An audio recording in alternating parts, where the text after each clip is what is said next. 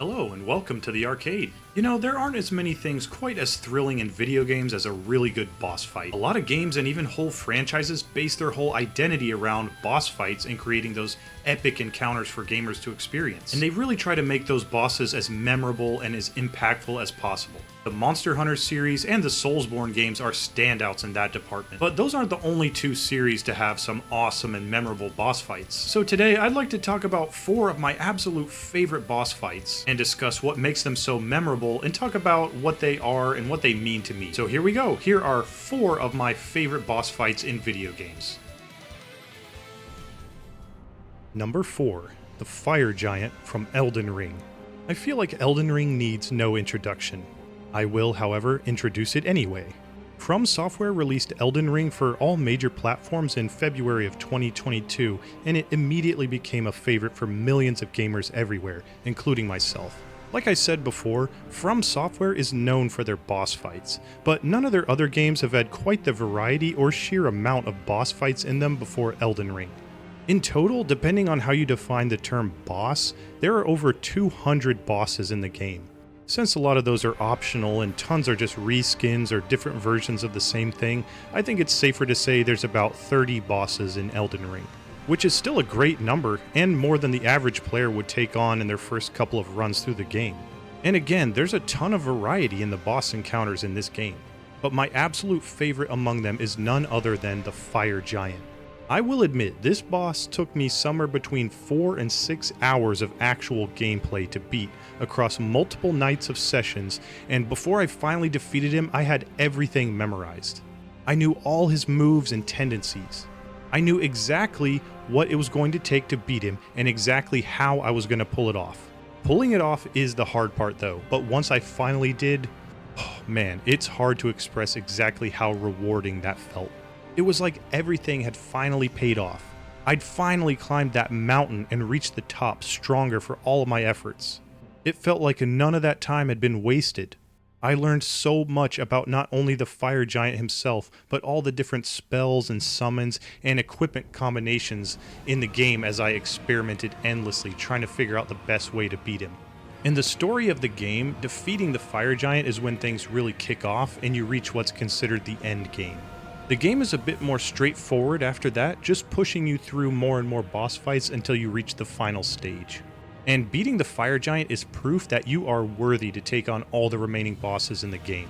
It helps build your determination to keep going no matter the odds and sets you up for success through the rest of the game. As far as the lore goes, I never read much into that kind of thing while playing Elden Ring or other From Software games, but I do get the sense that he's the last of his kind, protecting the Forge from someone like me who might try to overthrow the lands between with the power of the Forge. I love the music too, it just adds to the scene in so many ways.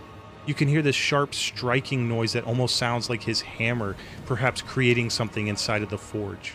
And the melody is epic yet somehow melancholy. The Fire Giant is also obviously giant, so he's unique from basically every other boss in the game. His sheer size is a huge challenge to deal with because his hitboxes are just massive.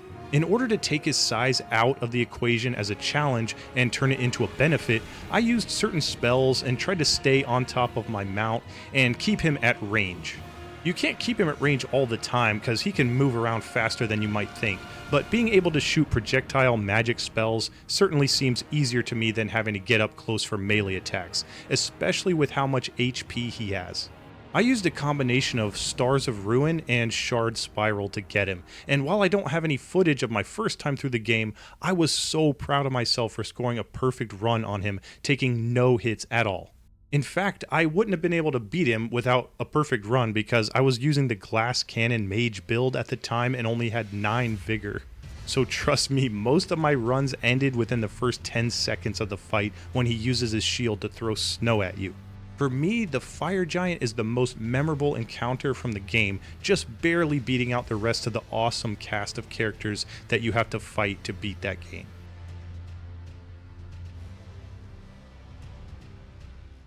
Number 3. Dragon King Onaga from Mortal Kombat Deception. Mortal Kombat is one of the most iconic fighting game franchises in all of gaming. Its legacy endures to this day, and the series has been supported by many stellar entries since back in the 90s. But my favorite to this day is still Mortal Kombat Deception. Deception introduced the Conquest mode, which was kind of an open-world story-based mode that followed a new character and his quest to become the champion of the Elder Gods and save the realms. But, spoilers, he was deceived by Onaga, the Dragon King.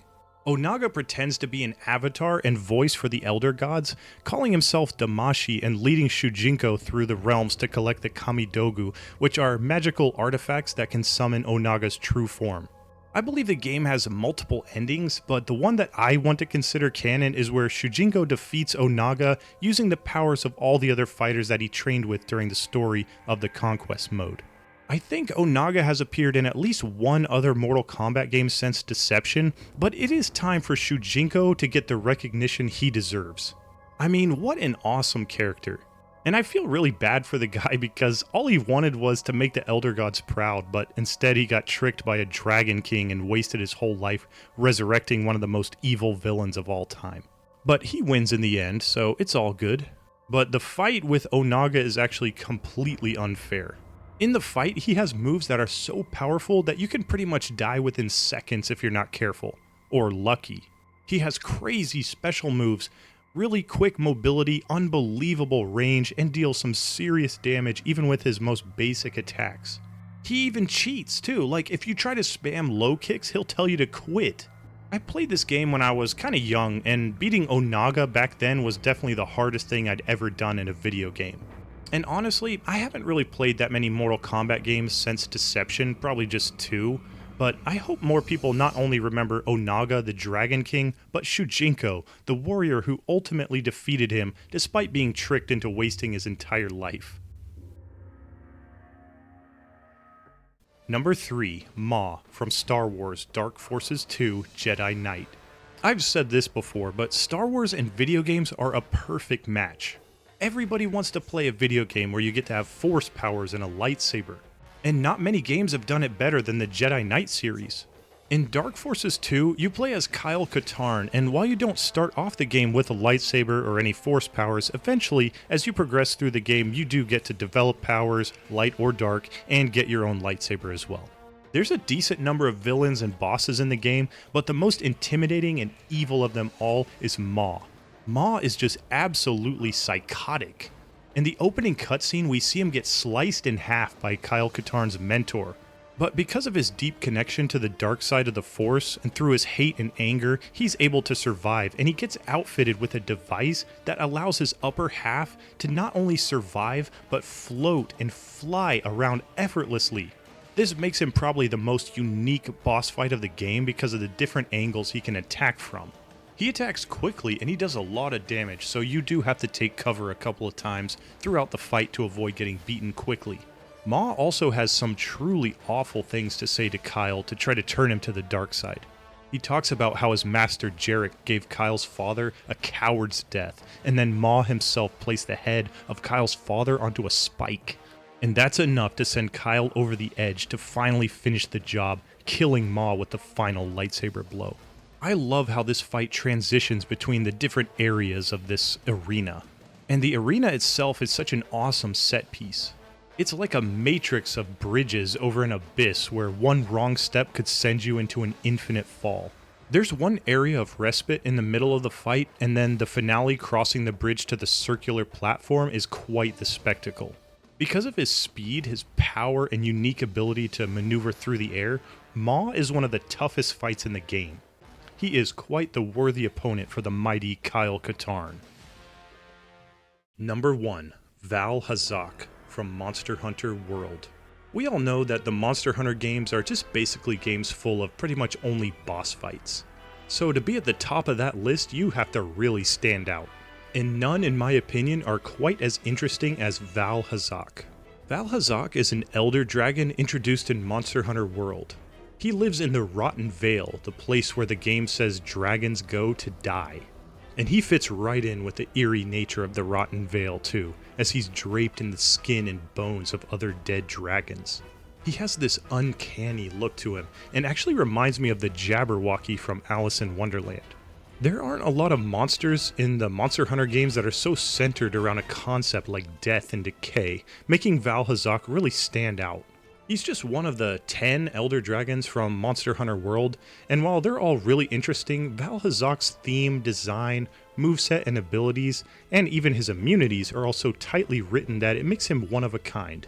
His theme being death and decay, and his ability being the miasma that cuts the hunter's health in half, is opposed by his immunity, water, which as we know is basically the essence of life.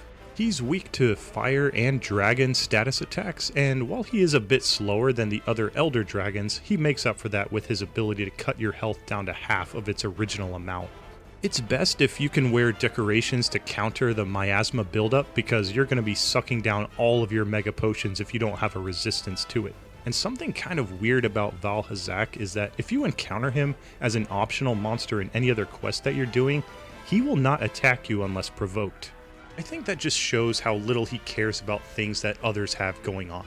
He's just there to be gross and wear the skin of dead dragons.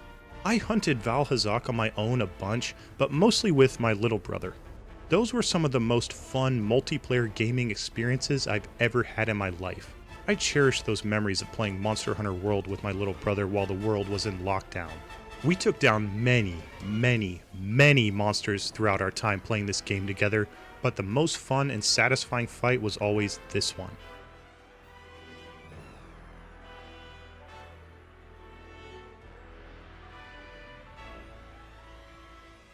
So there we go, 4 of my favorite boss fights from video games. The Fire Giant from Elden Ring, Onaga the Dragon King from Mortal Kombat Deception, Maw from Dark Forces 2, and Valhazak from Monster Hunter World. But what do you think about my picks? And do you have a list of favorite boss fights in video games? I'd love to read your thoughts in the comments section below, and thank you so much for watching.